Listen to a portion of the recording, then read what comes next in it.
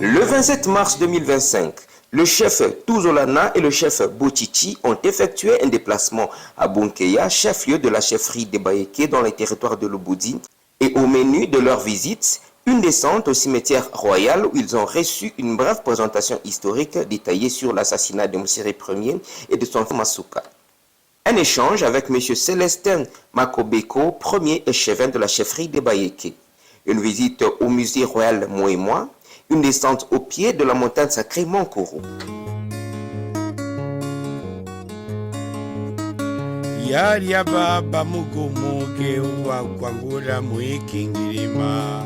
Lelo oyo na ye nyonso oyo nazalaki na kati ya mitema nanga na mutu na ngai kokisami. Tika ete bino bakoko bino bankulu tuzibudila nzila. Tuzolele voto mmoka na ibene tovane yakansambu yelu sakumunu yentsadulu zambote mpasivo tovuva diambu ditonda mfumu ditonda mpeve. Yingeta. Hii kala tuzibula tukotele kumbanza hii. Mfovo mitu mekala masikila. Bika nzila zetu za kala za zibuka. Ulombele mumukumba beno bankulu. Matondo ingeta. Mabele oyo. Ezali mabele ebunda kibitumba na bamindele. Tika ete bankoko bakanga Kongo mobimba kuva ikidintangu kudimu kidintangu les 4 coins engwe mabele ya Kongo tika ete na kota kuna ndiamo mpasivo twakala twasikila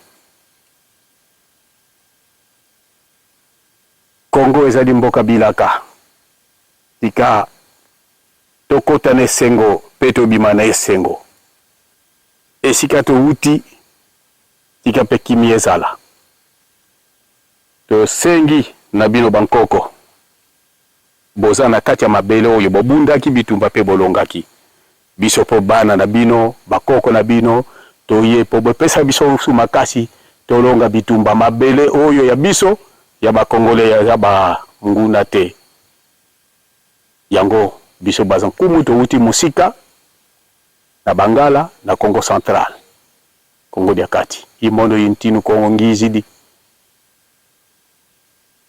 mukulu kaisa pasivo ya bakadi ya kalendo kieno kia kala yeto ntangu kaina amani matondo ingeta. Sur cette terre hospitalière du Mwami Msiri, le fondateur de notre dynastie. Donc nous nous retrouvons à cet endroit, le seul endroit que nous n'avons pas droit de modifier, parce que c'est un endroit porteur d'une très belle histoire. Ce que nous nous retrouvons ici dans le cimetière royal aujourd'hui, qui à l'époque n'était pas un cimetière royal, mais c'était la résidence de la deuxième femme du Mwami Msiri, le fondateur de notre dynastie. Et alors, peut-être pour ne pas abuser de votre temps, vous m'excuserez, Leur Majesté, ce que à l'endroit où nous nous retrouvons beaucoup plus sur ces piliers-là, c'est là que s'est pointé le commandant second, qu'on a appelé du nom de capitaine Boston, oui. Qui, il était un Belge, mais au service du roi de Belge, Léopold II. Et comme vous le savez, que quand les Baïké sont arrivés ici, le Mwami Msiri s'est fait autour de lui un bouclier incontournable, une référence incontournable. Alors il a régné sur toute l'étendue du Katanga, et pendant que ces Baïké étaient sous la responsabilité du Mwami Msiri, Et cependant que notre Afrique était en train d'être convoitée par les puissances européennes occidentales, que chacune d'entre ces puissances-là voulait à tout prix venir ou alors prendre chacune une partie, ou si vous voulez bien, de l'Afrique. Et qu'est-ce qui va se passer? Il y a cet homme qu'on a appelé du nom de Bismarck qui va convoquer la conférence internationale de Berlin, oui, où notre continent fut divisé, comme nous le connaissons tous. Et alors, pour le cas de la RDC, ça a été une partie prise ou alors donnée par Léopold II. Mais alors, pour asseoir son autorité ou alors son pouvoir, il fallait qu'il commence à envoyer ses émissaires pour venir faire asseoir son autorité ici, sur toute la RDC ou au Congo à l'époque. Et ici, tous ces émissaires, tous ces expéditionnistes qui arrivaient, qui étaient au service de Léopold II, pour le cas de la RDC, le Katanga a été le tout dernier territoire à être conquis par le Belge. Pourquoi? Parce qu'ici, il y avait la présence du roi Msiri, la résistance de Bayeké, bien entendu, avec le Mwami Msiri. Et c'est ainsi qu'en 1891, Léopold II va devoir envoyer la première expédition qui est arrivée ici dans Bunkeya. Si ma mémoire ne me trahit pas ici, c'était le 18 avril qu'il a dû envoyer la première expédition qui a été conduite par Paul Le Marinel. Amédée Paul Le Marinel, c'était un Belge qui rencontra le Mwami Msiri pour essayer de discuter avec lui si Msiri accepterait ou pas le drapeau de l'État indépendant du Congo. Oui. Et Msiri est resté égal à lui-même, il a dit non. Et dans ces discussions-là, Amédée Paul Le Marinel a pu palabrer avec le Mwami Msiri plus de 7 semaines, pensant qu'il arriverait à les convaincre. Mais malheureusement, c'était le tout premier échec que la Belgique a connu auprès du Mwami Msiri pour avoir dit non, qu'il leur concède le Katanga. Et finalement, Amédée va devoir rentrer dans son pays d'origine. Mais pendant qu'il était ici, discuter avec le Mwami Msiri, il y avait son frère de race, Alexandre Del Commune, qui était en réalité dans la partie Tanganyika, ici au Katanga, et qui avait en réalité une certaine connaissance du Katanga, pendant que Amédée rentrait en Belgique, on va devoir le rappeler lui, ça veut dire Alexandre, de venir continuer la mission qui n'avait pas été achevée par son frère de race. Celui-là, c'est qui? C'est Amédée, le premier Belge qui a pu rencontrer le Mwami Msiri. Et celui-là, Alexandre, a été envoyé par la compagnie congolaise pour le commerce et l'industrie, qu'il a dû l'envoyer pour qu'il vienne continuer la mission. Malheureusement, la Belgique va connaître le deuxième échec auprès du Mwami Msiri dans ces négociations, de pouvoir le convaincre qu'il accepte de céder les Katanga auprès du roi de Belge Léopold II ici. Et finalement, il s'est passé quelque chose de précipitation avec le comité spécial du Katanga, CESCA ici, qui va devoir précipiter le capitaine William Grant-Sters, de nationalité, il était un anglo-canadien, oui, qui va venir ici avec ces Belges-là, son commandant second, qui à l'époque n'était pas un capitaine, c'était à titre posthume qu'il a été élevé pour avoir assassiné le Mwami Msiri, mais en réalité il n'était qu'un lieutenant.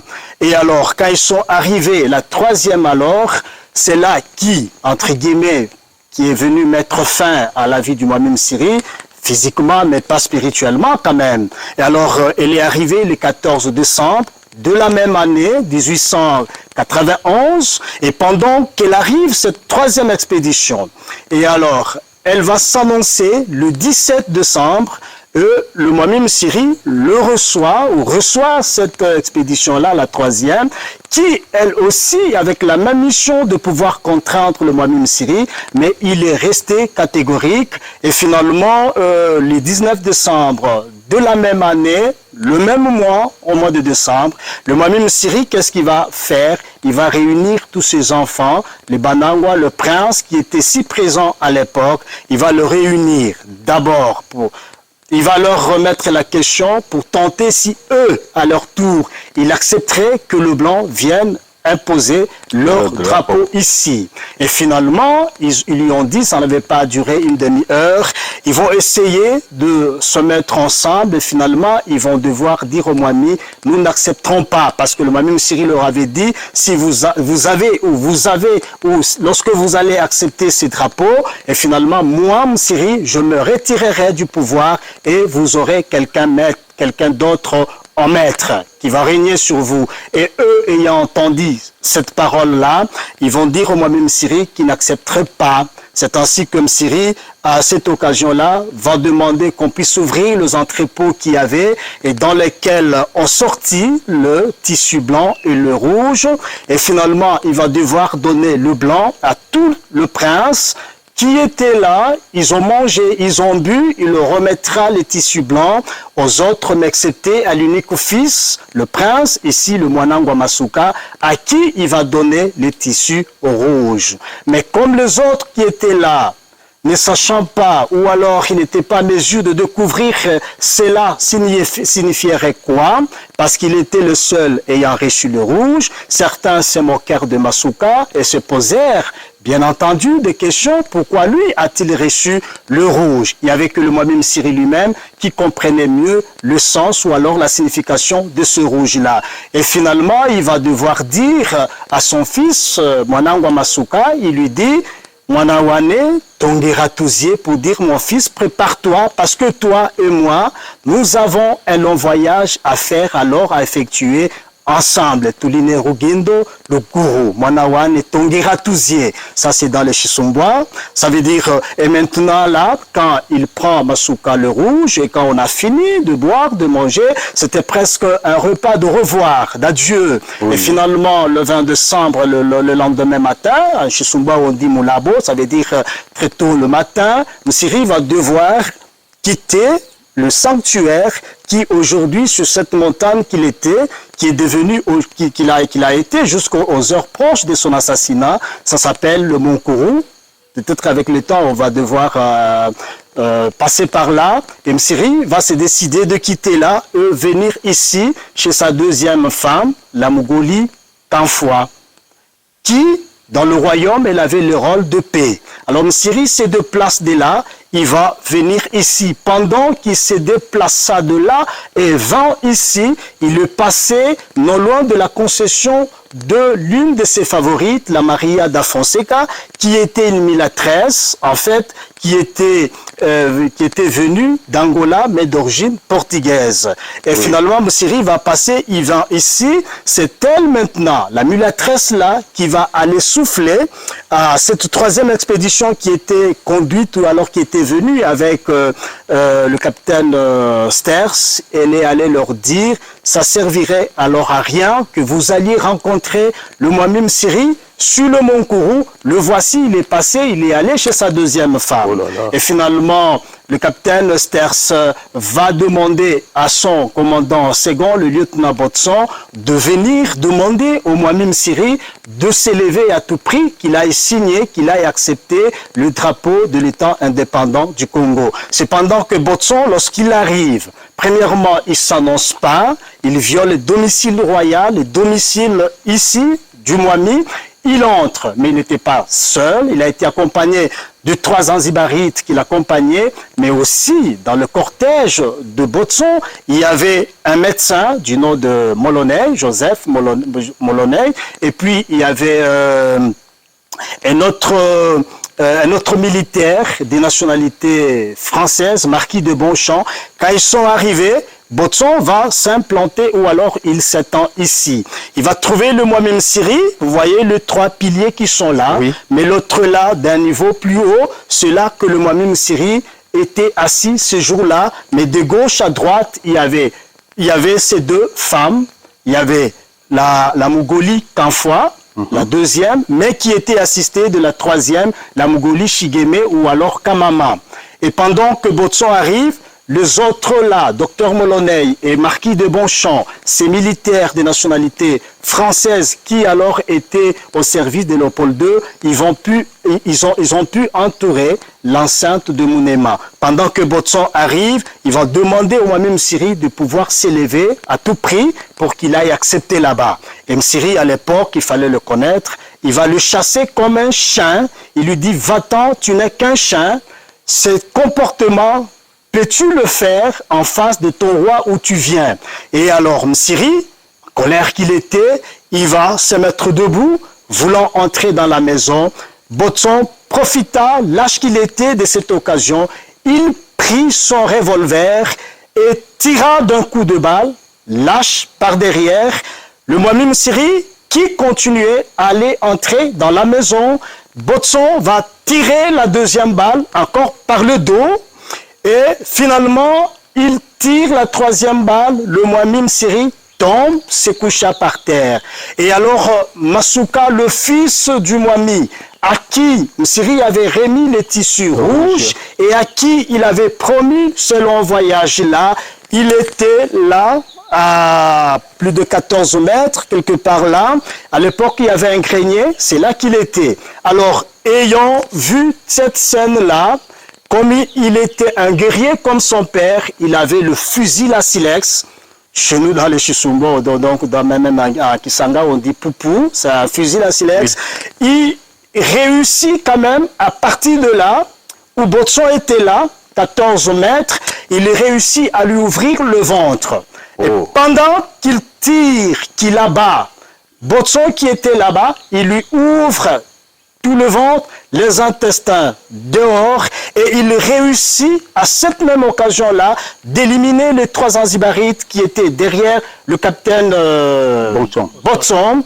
Et ces militaires français, ayant compris les détonations, ils ont compris que là-bas quelque chose venait de se passer. Ils sont vite revenus ici et ils trouvèrent le Mwami Msiri, c'est vrai, par terre. Et voilà, ils cherchaient maintenant de trouver qui a été l'auteur, qui a ouvert le ventre de leur collègue ici, le capitaine Botson. Et finalement, comme ils ont été accompagnés de la mulâtresse Maria da Fonseca, qui leur avait dit, pour réussir cet homme, il faut lui trancher la tête, il faut lui couper aussi le petit doigt. Et c'est ainsi que Marquis de Bonchamp va couper la tête du Mwami Msiri et va lui couper le petit doigt.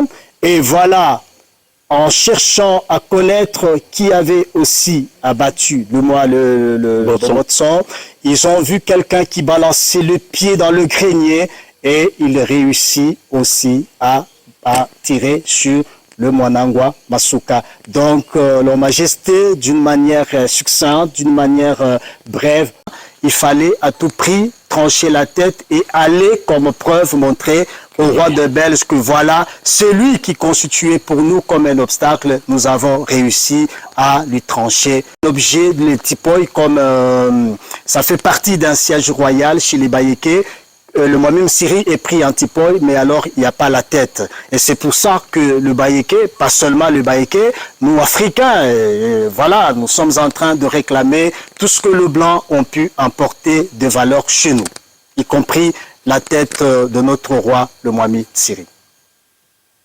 Aujourd'hui, je suis là. Merci. C'est une grande joie. Parce que j'ai écrit aussi sur le roi Msiri. Sans savoir, j'étais inspiré. Et c'était juste la même chose. Merci beaucoup. J'ai le livre que je dois remettre peut-être à lui-même, Sa Majesté, lorsqu'on va parler avec lui. Parce qu'on n'a jamais parlé longuement sur la vision que j'avais de Msiri. J'ai fait 40 ans en Belgique. J'ai travaillé aussi au musée des Terres Virennes pendant 15 ans. Sauf, j'avais vu la tête et le dossier de Mpampa, Maribou, et Pampa Maribou, et lui-même, comment il s'appelle encore? Qui a lutté contre toute occupation après Msiri.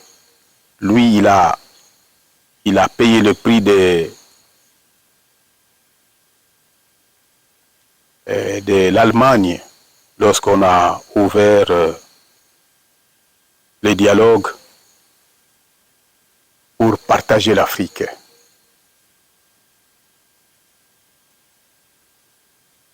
Nous allons passer après notre visite, peut-être on va rester quelques minutes, je vais vous présenter seulement le livre, mais je vais donner ça d'abord à mon ami, Munongo. Et je crois que ça va vous servir aussi, parce que je n'ai pas tout simplement écrit l'histoire de Msiri, mais j'ai survolé presque toutes les provinces. Ça, c'était pas des recherches, j'étais inspiré par Kimbangu. Je ne suis pas kimbanguiste, je n'ai rien à voir. J'avais refusé ça, mais vous allez comprendre plus tard. Aujourd'hui, si je suis là, c'est pour concrétiser, voir aussi de près ou de loin, ce que j'avais écrit que c'est une réalité. Et Kimbangu, c'est une réalité. Vraiment. Tout ce que vous avez relaté, je suis ravi. Justement, c'est ça l'histoire. On ne peut pas les changer. Et surtout quand vous venez de dire que ça reste naturel, parce que c'est un patrimoine que nous allons protéger. Un pays qui n'a pas d'histoire, c'est-à-dire qu'on n'existe pas. En tout cas, vous étiez fantastique. Vous avez vraiment la maîtrise, sans hésitation. Vous connaissez l'histoire et bravo pour ça. Merci beaucoup. Je crois que mon ami Munongo, il a l'intérêt de vous garder, qu'il soit à côté de vous, jusqu'à ce que vous allez former encore quelqu'un. Parce que c'est rare. L'histoire, d'habitude, on essaye un peu d'oublier et la musique qui vient nous distraire. Et notre histoire, qui est notre patrimoine, et tout ça comme le musée qui va se créer, c'est plus que même la musique. Si on ne connaît pas les passés, c'est très difficile d'aller vers de l'avant.